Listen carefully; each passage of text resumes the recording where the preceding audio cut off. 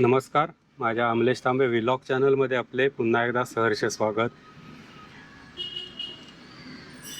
आजचा व्हिडिओ जो करणार आहे त्याच्यामध्ये रत्नागिरी ते हातखंबा पहिला प्रवास आहे आपला.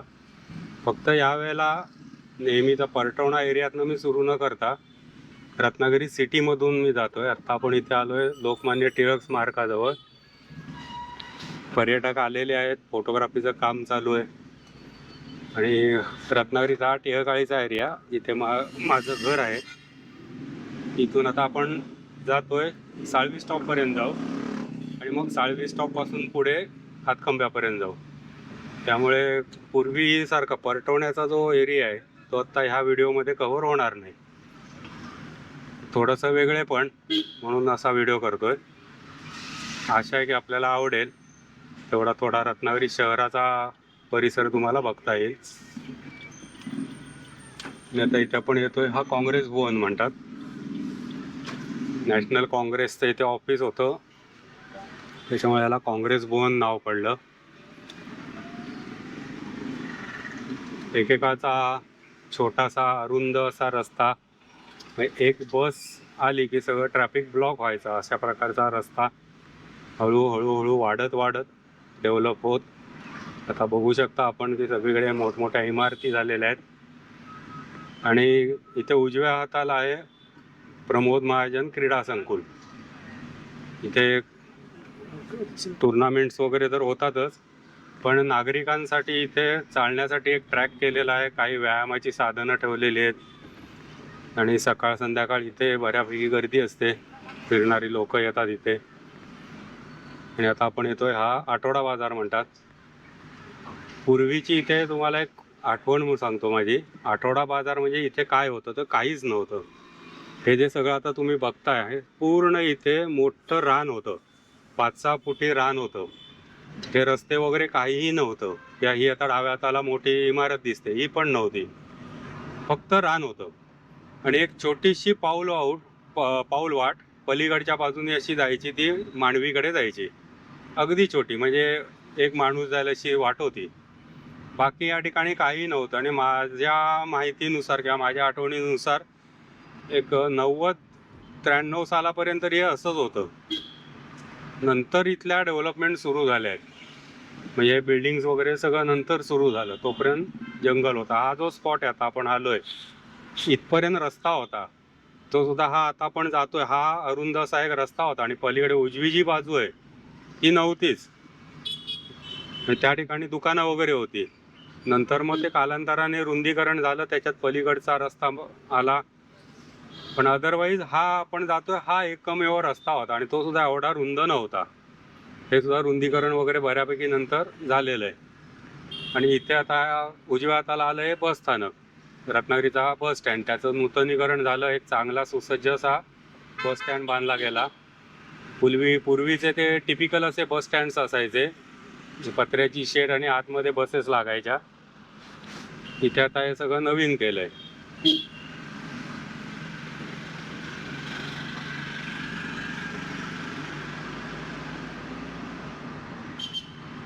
बस स्टँडचा चढाव संपला. आता उजव्या हाताला इथे कलेक्टर ऑफिस, कलेक्टर कंपाऊंड म्हणतात. आता एक मोठीच्या मोठी 11 मजली जवळजवळ म्हणतायत. झालेत मजले बघितले नाहीत मी, पण मोठी इमारत तिथे आता काम प्रगतीपथावर आहे. बहुतांशी सरकारी सगळी ऑफिसेस जी वेगवेगळ्या ठिकाणी विखुरलेली आहेत रत्नागिरी शहरात, ती सगळी एकत्र आणण्याचं काम आता इथे होत आहे. ते सगळं हे एकाच ठिकाणी एकाच बिल्डिंगमध्ये येणार आहे. आणि इथे उजव्या हाताला ही नगरपालिकेची बिल्डिंग, ते सुद्धा आता सगळं नूतनीकरण झालं. जुनी वास्तू माझ्या अंदाजाने 50 वर्षापूर्वीची तरी असेल, ती सगळी पाडून नवीन बिल्डिंग आता झाली इथे. आणि इथे डॉक्टर बाबासाहेब आंबेडकर चौक म्हणतात, सिव्हिल हॉस्पिटल चौक.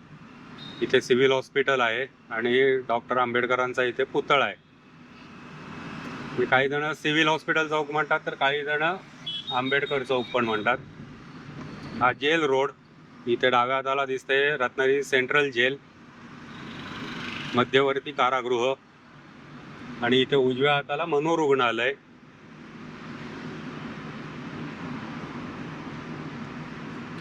पूर्वी हा सुद्धा उजवीकडची जी बाजू होती नव्हती, हा एकच रस्ता होता. रुंदीकरणापूर्वी.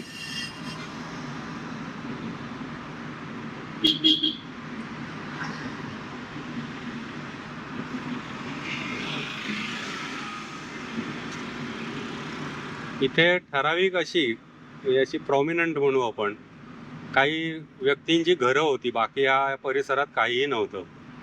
आणि इथे आता डावीकडे शासकीय विश्रामगृह, त्यामुळे इथे बऱ्यापैकी वर्दळ असते, कोण ना कोण येत असते इथे. आणि हा उजवीकडचा जो रस्ता जातो हा थिबा पॅलेसकडे जातो.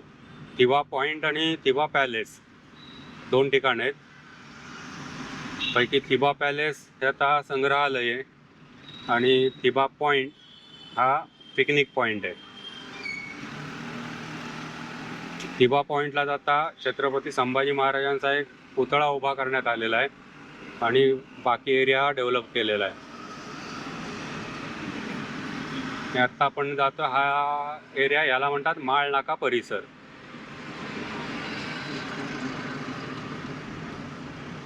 त्यावेळीची ही नावं आहेत, म्हणजे थोडंसं मला तो अजून हे वाटतं की नाव हे कसं पडलं असेल, माळ नाका.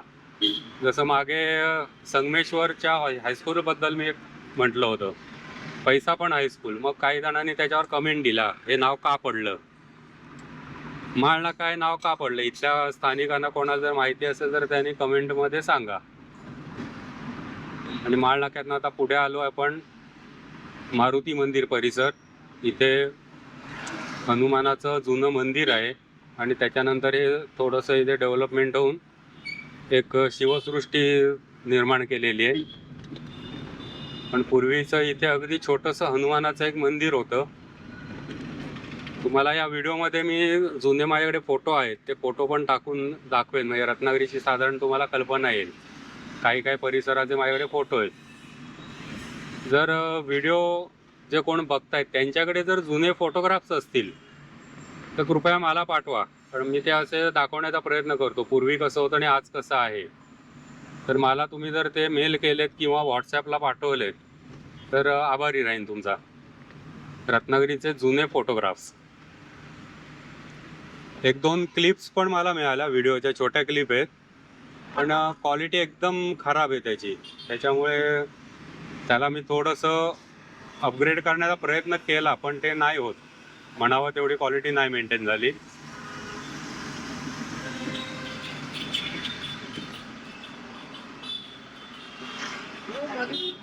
इथे आता आपण जो येतोय हा भाग, ही डाव्या हाताची बिल्डिंग बघा, ही बिल्डिंग आणि त्याच्या अलीकडे रत्नागिरीतलं एक प्रसिद्ध हॉस्पिटल आहे, परकार हॉस्पिटल, डॉक्टर परकारांचं हॉस्पिटल. ही सगळी एकच जागा होती. आमच्या माहितीतले एक जण आहेत तोरगलकर म्हणून, त्यांची सगळी ही जागा होती. नंतर मग ते पहिलं परकार हॉस्पिटलला त्यांनी अर्धी जागा दिली आणि नंतर ते आजी आजोबा वारल्यानंतर ही उरलेली जागा पण बिल्डरला दिली. त्यांच्याकडे जुनी आठवण सांगतो तुम्हाला, बटन गुलाब हा प्रकार आम्ही पहिल्यांदा त्यांच्याकडे बघितला होता. बाकी आपला रेग्युलर गुलाब आपण बघतोच, पण त्यांच्याकडे तो बटन गुलाब होता. असं ते नंतर सांगेन मी. इथे आता एरियाची आपण माहिती घेऊ. आता शिवाजीनगर आपला एरिया येतोय. इथे सुद्धा उजवीकडचा जो रस्ता आहे तेवढा होता, डावीकडे काही नव्हतं. आणि इथे मला आठवते एक मोठंच्या मोठं मध्ये वडाचं म्हणा किंवा पिंपळाचं असं काहीतरी झाड होतं आणि त्या झाडाच्या बाजूने गाड्या पुढे जायच्या. त्या डावीकडचा रस्ता होता, उजवीकडचा नव्हता. आणि ते झाड होतं एवढं मला आठवतंय, मोठंच्या मोठं झाड होतं. मग ते रुंदीकरणामध्ये झाड तोडलं आणि मग या 2 बाजू झाल्या रस्त्याच्या, पण ते मोठं झाड होतं. हे सुद्धा ते झाड बघताय आता मोठं, हे सुद्धा त्याच काळातलं झाड आहे, खूप वर्षापूर्वीचं झाड आहे. तशा जुन्या आठवणी काही काही ठिकाणी अजून आहेत आणि त्या बघायला जरा रम्य वाटतात. मला तर खूप आवडतं असं जुनं काय दिसलं की. जुनी घरं म्हणा किंवा जुन्या आठवणी आहेत, या उगाळत बसायला मला खूप आवडतं. असोवरनं परत आत्ता मागच्या व्हिडिओमध्ये एकाने त्याच्यावर कमेंट दिली, तुम्ही असो म्हणता ते मला आवडतं. त्या एक शब्द तोंडाला लागलेला आहे, काय झालं की असो म्हणायचं, त्याप्रमाणे ते परत आलंच, असो.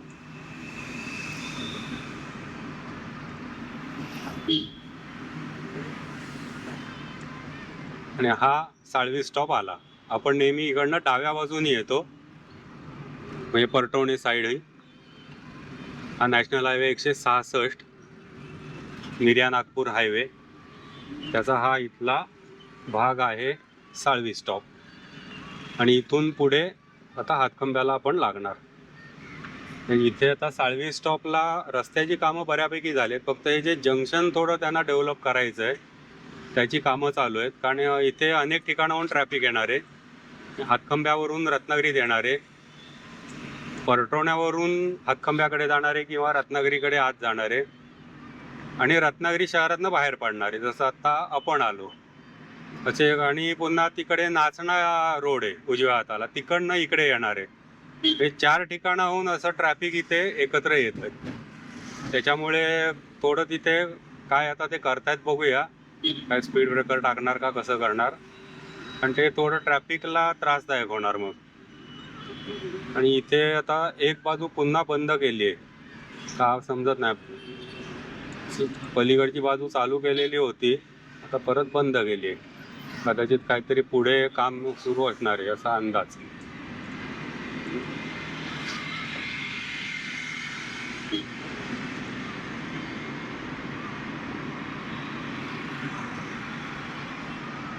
इथे आता डाव्या हाताला MIDC एरिया,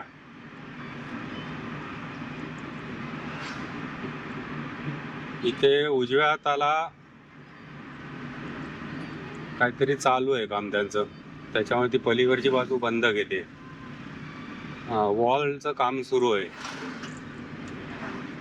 सेफ्टी वॉल जी म्हणतो आपण, गडगा. फक्त आता पूर्वीसारखं नाही, सिमेंटचे कॉन्क्रीटचे सगळे गडगे होतात वॉल्स. पूर्वी गडगा म्हटलं की जांभळा दगड, चिरा. त्याच्यामुळे इथे जरासं पुन्हा ट्रॅफिक ब्लॉक होण्याची शक्यता, थोडंसं, फार नाही थोडंसं. बाकी रस्ता झालेला आहे, त्याच्यामुळे आता इथे पावसात खड्डे वगैरे हा प्रकार बघायला मिळणार नाही आपल्याला. पलीकडची बाजू सुरू झाली की मग काय इकडे प्रश्नच येणार नाही ट्रॅफिकला. हा का मध्येच थांबतोय, मध्येच करतोय.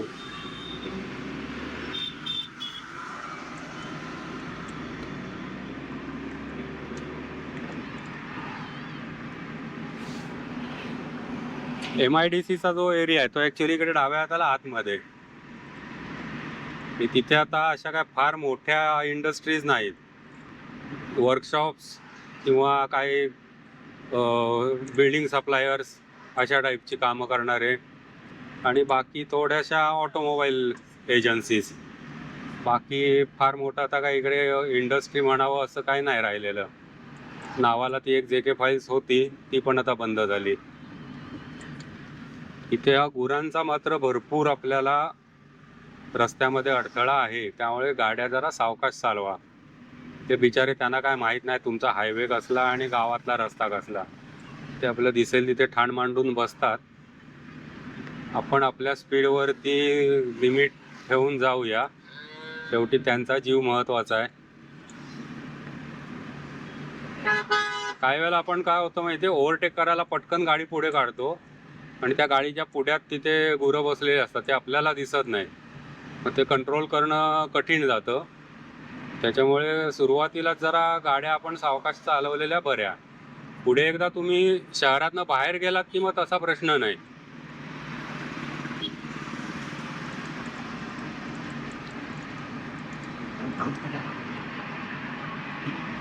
आता कुवारबावला आपण आलोय.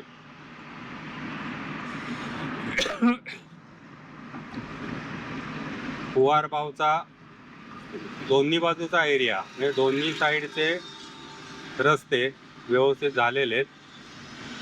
आणि मागे मी म्हटलं की इथे सॉइल टेस्टिंग चालू होतं, त्यामध्ये पूल करायचं काहीतरी प्लॅनिंग झालेलं आहे.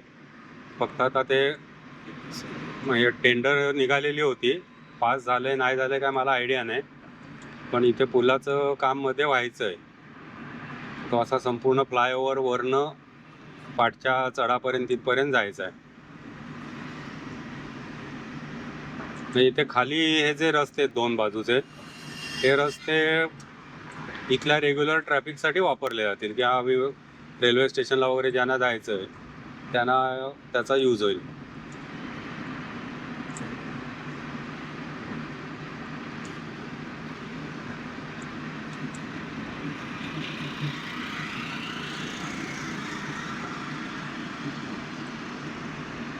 सोन्याला दर नाही असा जागेला दर आला इकडे. इथे सुद्धा किती गुरं बसलेत बघा रस्त्यात. अर्धा रस्ता त्यांनी दडवलाय. त्यांचं चलन झालं पाहिजे ना गुरांचं. गुरांच्या गळ्यात लायसन्स प्लेट लावायची, मग त्यांचं चलन करायचं. मालकाकडे गेलं पाहिजे चलन. गंमत. तर रेल्वे स्टेशन आता पाठी गेला एरिया तो. रेल्वे स्टेशन पासून पुढे आता तसा फार रस्त्याला काही त्रास नाहीये.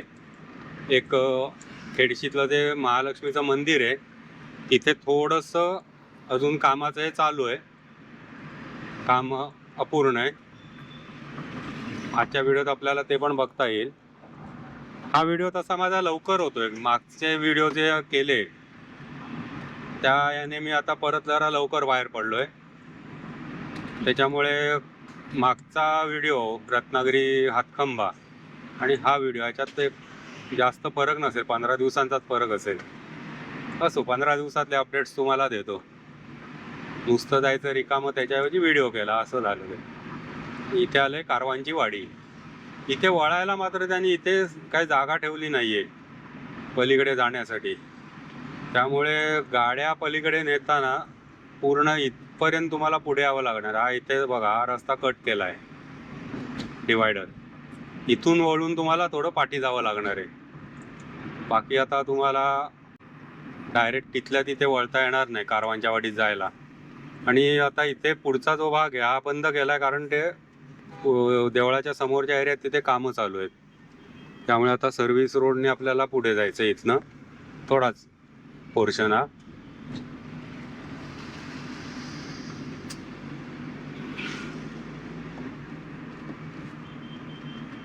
पलीकडनं पण रस्ता आहे, पण हे जे आत्ता समोर आपल्याला ट्रॅफिक दिसतंय ना, हे इथे देवळाजवळनं वगैरे बाहेर पडलेले आहेत.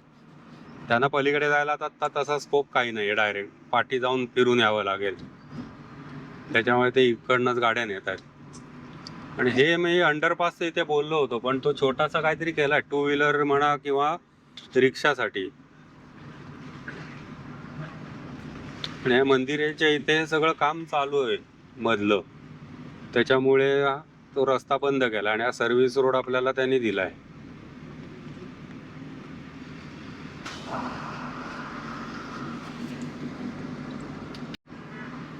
ते बघा, सर्व्हिस रोडने आता इथनं आपण परत मेन हायवेला जातो. तेवढंच फक्त ते मधलं काम पेंडिंग असल्यामुळे थोडा रस्ता मधला त्यांनी बंद केलाय.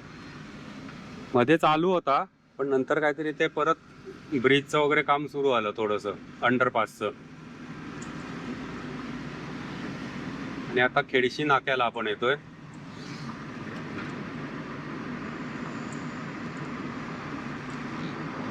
खेडशी नाका आणि हा जवळचा सगळा परिसर किंवा खेडशीचं जे महालक्ष्मी मंदिर आहे तिथून इथे लिटरली सांगतो तुम्हाला 5-6 घरं होती मध्ये, बाकी काही नव्हतं. आणि आज आता तिथे लाखोचा दर चालू आहे गुंठा. आणि सगळी कमर्शियल प्लेस तिथे झाली. चांगला कमर्शियल एक हब डेव्हलप झाला आहे. हायवे झाल्याचा हा एक फायदा. तोटे पण थोडेफार आहेत, पण हा एक आर्थिक फायदा म्हणूया आपण लोकांचा.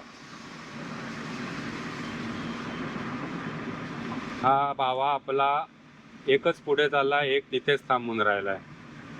अशाला गोंधळ असतो आपल्याला. ना पुढून जाता येतं ना पाठून जाता येतं. मध्ये येऊन थांबला तो. आणि आला माझा आवडता स्पॉट, चांद सूर्या पॉइंट. इथे वरती ऍक्च्युली ते देवस्थान आहे, चांद सूर्या देवस्थान, म्हणून या एरियाला नाव पडलं चांद सूर्या पॉइंट.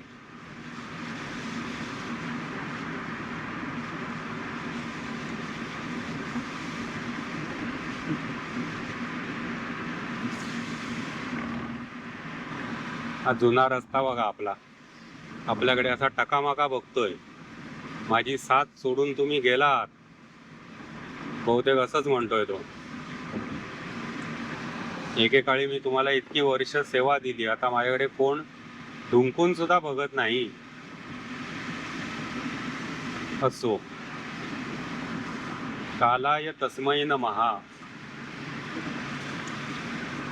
आणि इथे सुद्धा जुन्या साईडचा रस्ता सोडून आता आपण सरळ चाललोय हातकंब्याच्या दिशेने. माझे व्हिडिओ जर आपल्याला आवडत असतील तर नक्की लाईक करा, शेअर करा, चॅनल सबस्क्राईब करा आणि कमेंट्स तुमच्या नक्की कमेंट बॉक्समध्ये टाईप करून सांगा. गप्पा मारू.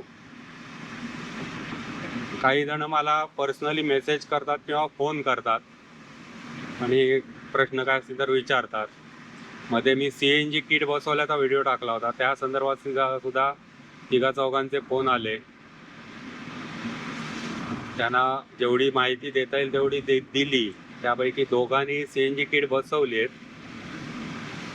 आता 3रा फोन परवाच्या दिवशीच रात्री आला, ते पण बहुतेक बसवणार आहेत CNG किट. त्यांची पण इर्टिगाच आहे. त्याच्यात कसं होतं, मी माझा पर्सनल एक्सपिरियन्स सांगत असतो आणि जे आहे ते मी सांगतो, लपवाछपवी त्याच्यात काही नाही. मला जो एक्सपिरियन्स येतोय तो मी सांगतोय. तर आता आपण येतोय हातकंबा तिठा. हा पहिला व्हिडिओ या सिरीजमधला मी इथेच थांबवतो. पुढच्या व्हिडिओमध्ये आपण पुन्हा भेटू. तोपर्यंत आपल्या सर्वांचा आभारी आहे. धन्यवाद.